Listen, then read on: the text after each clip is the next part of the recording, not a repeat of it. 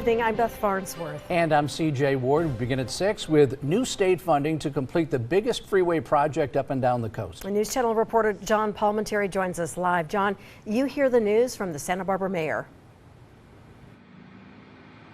The freeway widening project has been in motion for years, but the cost and the funding sources were always limiting what could be done and when.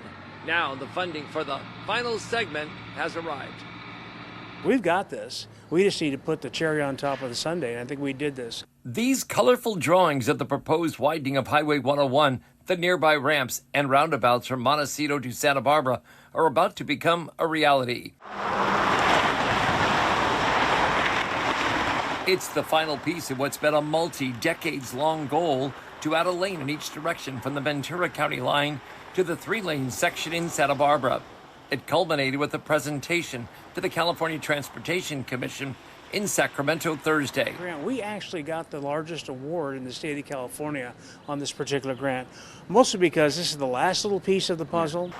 The allocation for the freeway work is $137 million in voter-approved state money for these types of projects. The mayor flew up to Sacramento to speak in person, along with Assembly member Greg Hart. The trip by Randy Rouse to Sacramento comes at a time when he wears two hats. He's the mayor of the city of Santa Barbara, but he's also currently the chairman of the Santa Barbara County Association of Governments. The project was described as vital for this area. It allows us to better serve, obviously, the Santa Barbara area, plus Vandenberg, plus UCSB. There are so many parts of this thing going north and south that are so important to us. It's a major artery for all of Southern California up into the Central Coast. So that's really important for defense, for commerce, for tourism. When the work begins early next year, it'll be more than just adding a lane. This is actually probably one of the more complex ones because it involves Union Pacific Bridge. And we got to redo that with, there'll be a multimodal underpass with bike lanes and whatnot. There will also be a new ramp to ease the street backups. We will have a southbound on-ramp, my favorite feature of the whole thing, from Cabrillo onto the 101. Wow.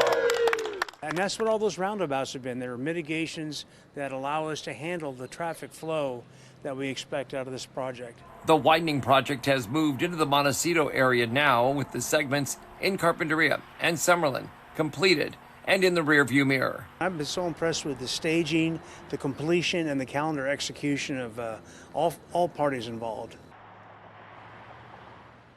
Randy Rouse, who's heading the Santa Barbara Association of Governments, was joined by Assembly member Greg Hart in Sacramento to make the presentation. In Hart's previous job, he worked for SBCAG, and he's very familiar with all parts of this project, so they made a strong presentation. Now, another presentation when the money truly arrives is expected in July. Reporting live in Santa Barbara along the freeway construction zone at Hermosillo, I'm News Channel reporter John Palminteri.